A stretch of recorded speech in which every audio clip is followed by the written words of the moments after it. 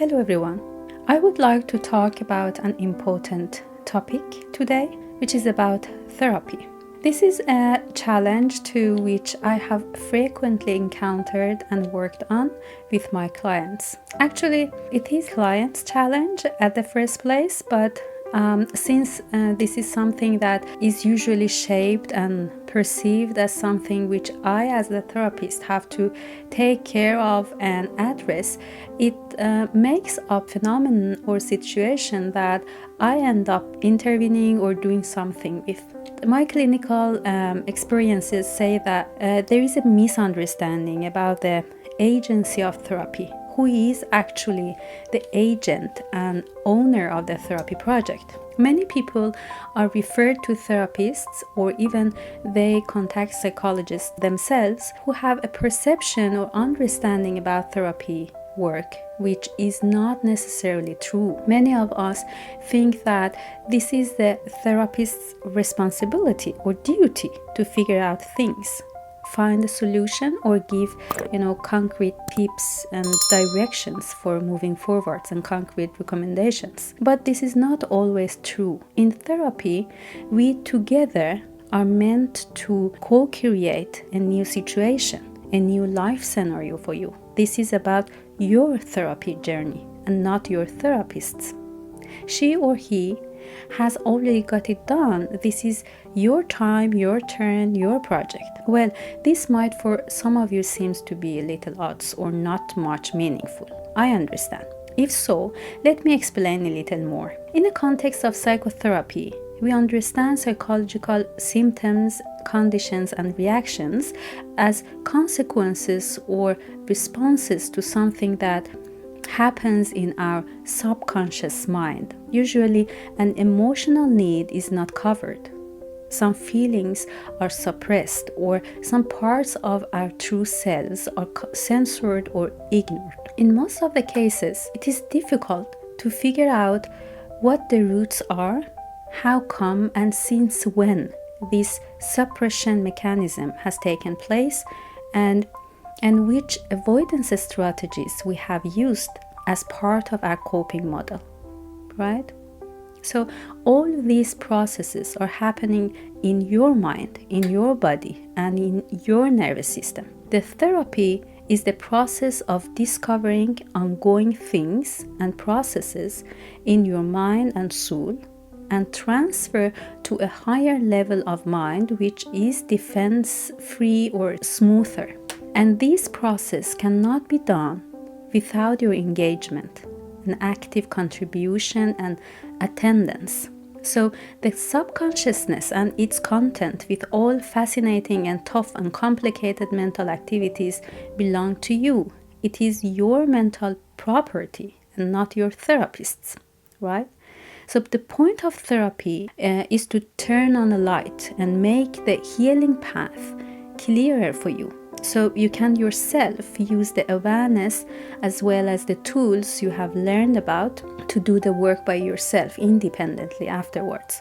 In other words, the main focus is you, your desires, your expectations, wishes, problems, issues, and goals.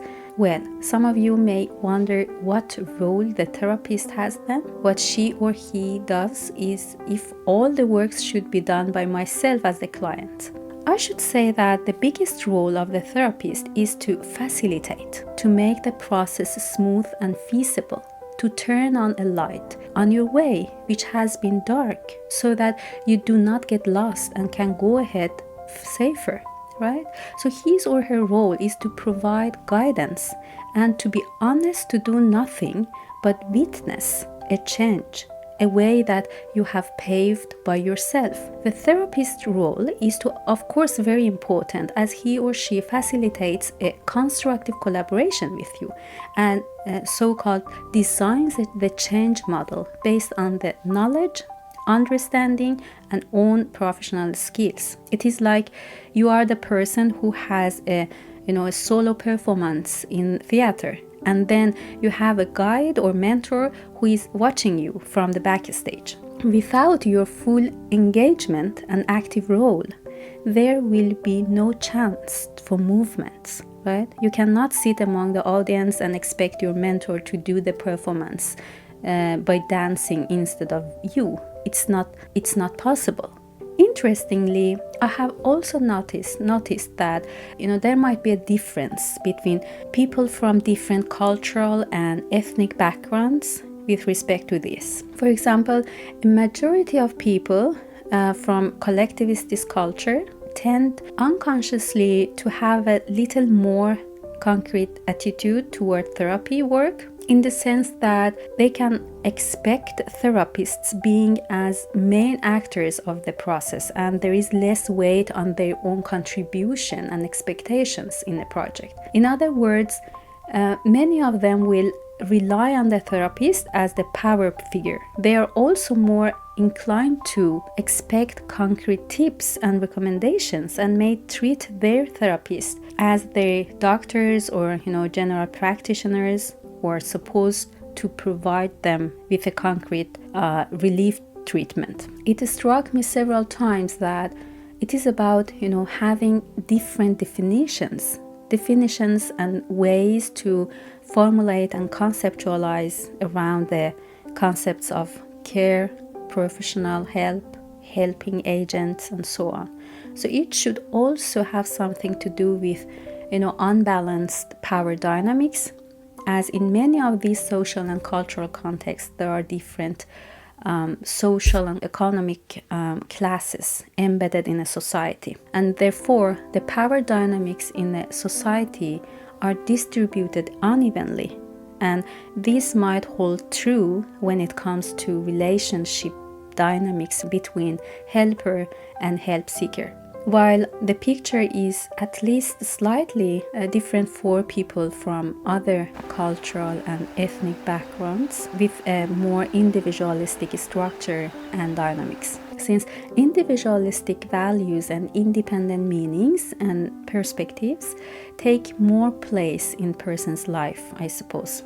So this is a more, there is a more balanced dynamics between people in diverse power positions, and then the expectation level are more balanced there. But it does not mean that all of the people from, Western cultures who I have at least met so far have had a perfect and constructive relationship with therapy assignments and their own role in therapy. And this also holds true for people from Eastern cultures, right? I think that there is a difference between, being passive and or less engaged, and having an assumption or belief that I as a client should wait for my therapist to take an action for me or give me my relief medicine and tips. You can have such a standpoint and still not be a passive or indifferent person in a therapy room. Or you can have, unconscious defense mechanisms such as passivity and waiting for position, which make you fixed or stuck in helplessness or hopelessness without looking at your therapist as an omnipotent power figure who has the magical recipe for your relief program, right? Here is an example of holding such a perspective by one of my previous clients. I got a referral from a rehabilitation center about a client whose bodily conditions and pains were assessed and understood as a psychosomatic symptom. I met him when his treatment case was closed there, and he was supposed to try a new evaluation and therapy process at the treatment center where I worked. He was a nice person who had been struggling with multiple bodily conditions over several years, unfortunately. He was told that his problem must have psychologically driven reasons. When I met him for the first time, he said that he is eager to hear what I have to prescribe to help him to get rid of these pains. He asked me this while he had a big smile on his face and a kind tone in his voice. I answered that I have only conversations as my primary tools. I have my words, my meanings, some level of understanding of the psychology of mind and mental problems. I tried to be supportive and warm, trying to not to disappoint him, but through our conversations, I tried to make him aware about the fact that he at some point tended to externalize his problems as well, and that he also tended to expect others to fix his problems for him. In the beginning, it was difficult for him to see my point, as it was his habitual, and usual way of being and functioning. In other words, he did not have a robust connection and insight about the inner world within himself. It was like an inner chaos which was happening inside him all the time, with all of his pains, somatic reactions and concerns which constantly overwhelmed him. And his main strategy was seeking help from external sources outside of himself, escaping from his own body and seeking safety, help, and attention from other people who represented safety, power, and better ability to figure out chaos and challenges, such as, doctors and psychologists, was his way to tackle life. Our sessions helped him actually to understand that this was his main approach through life and in his relationships as well. He could easily place himself in a very vulnerable position in relationships with others, where there was dedicated a lot of space and power to the other person, especially in close relationships. This vulnerability and his need to get saved by the other one manifested itself very strongly.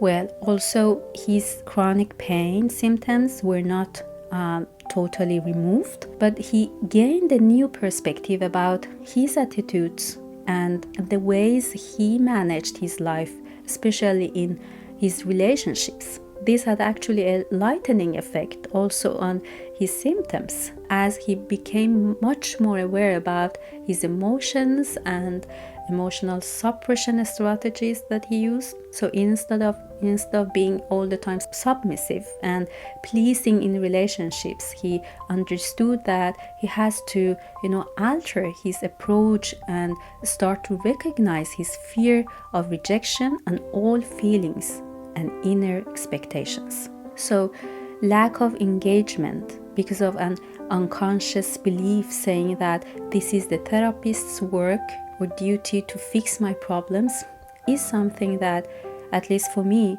an indication of a conditioned mindset about how we have learned to situate ourselves in contact with our parents, power figures, and previous relationships. You seek help to begin a process which is yours and not your therapist's. It is different from going to an emergency doctor to get some acute help for broken leg or arm. It is about invisible, complicated processes which are constantly happening within your soul, for which you do not have enough insight and awareness.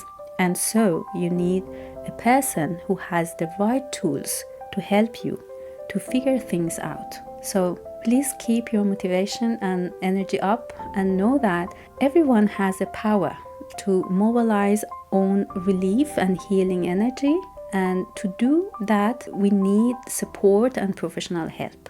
I hope to connect with you again soon with another topic on mental health. So please keep in touch and share your thoughts and reflections about this one and other topics that you would like to have some new thoughts and insights about. Take care and thank you.